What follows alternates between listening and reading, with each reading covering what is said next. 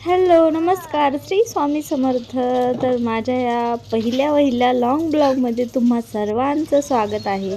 तर ना सकाळी सकाळीच ना आम्हाला एकच काम असतं, ते म्हणजे वॉटरिंग करायचं. आणि माझी खरंच ना आज इच्छा नव्हती वर जायचं, एवढी झोप यायची होती. तरी पण ह्यांनी मला उठवलं आणि वर घेऊन गेले. पण मी काय त्यांना दररोजच्यासारखी आज मदत केली नाही. डायरेक्टली मी ब्लॉग शूट करायला लागले, कारण की मी आज ठरवलं होतं की मला ब्लॉग शूट करायचा आहे आणि चॅनलवरती अपलोड करायचा. म्हणजे पहिला लाँग ब्लॉग मला शूट करायचा होता, त्यासाठीच मी शूट करत होते. नंतर खाली आला तर नाही आमची अशी एवढी सुरू. स्माईल, ब्रश करायचं का? खाली आल्याच्यानंतर ब्रश वगैरे केला, आवरलं आणि ह्या दोघांनी आंघोळ केली, मस्त फ्रेश झाले आणि त्यांना जायचं होतं देवाला. त्यासाठीच हे दोघं निघालेले होते. दररोज हे महादेवाला जाऊन येतात. दादू आणि मी काही जात नाही. आमच्या दोघांची सुद्धा आंघोळ लेटच होते. पप्पा गेले आता देवाला, महादेवाला. माझी काही आंघोळ झाली नाही, पण त्या दोघांची आंघोळ दररोजच लवकर होते. माझ्या आंघोळीला लेटच होतो, कारण की गडबड असते. खुशीला शाळेत जायचं असते, तिची आंघोळ असते, पुन्हा ह्या दोघांची असते, देवाला जायचं असतं त्यांना. त्यामुळं मला लेटच होतो. आणि त्याचबरोबर आता मला स्वयंपाक करायचा, त्यामुळं मी आंघोळीच्या अगोदरच स्वयंपाक करून घेते, नंतर आंघोळ करून घेते. चला मग अगोदर स्वयंपाक करते आणि नंतर आता स्वयंपाकाची भाजी आणि चपाती, त्याचबरोबर भात पण लावायचा आहे. पण आता स्वयंपाक करता वेळेस काय मी तुमच्यासोबत शेअर करणार नाही, कारण की ना ट्रायपॉडवर ठेवून दिला आहे आणि मोबाईल ठेवायला काहीच स्टँड नाही आणि जुगाडसुद्धा इथं कुठं करता येत नाही.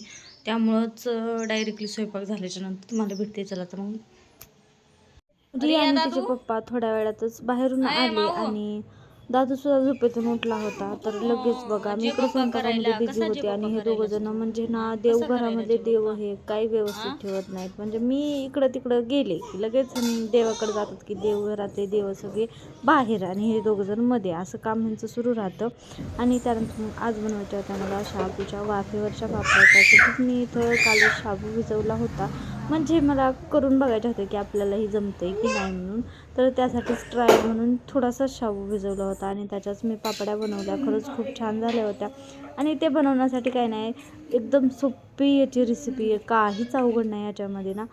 रात्री शाबू भिजवायचा, आपल्याला जेवढा भिजवायचा आहे तेवढा. आणि रात्रभर भिजल्यामुळं शाबू एकदम सकाळी मऊ होतो. त्यामध्ये फक्त आपल्याला चवीनुसार मीठ टाकायचे, बाकी काहीच नाही. आणि त्यानंतर मग इडली पात्रामध्ये, म्हणजेच इडली पात्राला थोडंसं तेल किंवा तूप लावून घ्यायचं आणि मी जसं टाकायचे थोडं शाबू तसा टाकायचा. माझ्याकडून एक चूक झाली, ती म्हणजे ना थोड्याशा माझ्याकडून ना जाड पापड्या झाल्या. मी शाबू जास्त टाकला आहे, तर याच्यापेक्षा पातळ लेअरनं जर शाबू टाकला तर ती पापडी म्हणे खूप छान फुगतेसुद्धा आणि टेस्टी पण लागते. तर हे असं काहीतरी झालं आहे माझ्याकडून.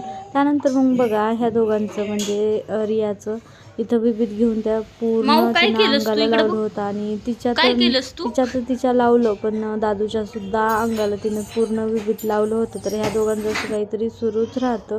पण जाऊ द्या म्हणलं, मोबाईल वगैरे देण्यापेक्षा ना ह्यांनी असा राडा केलेला मला परवडतो.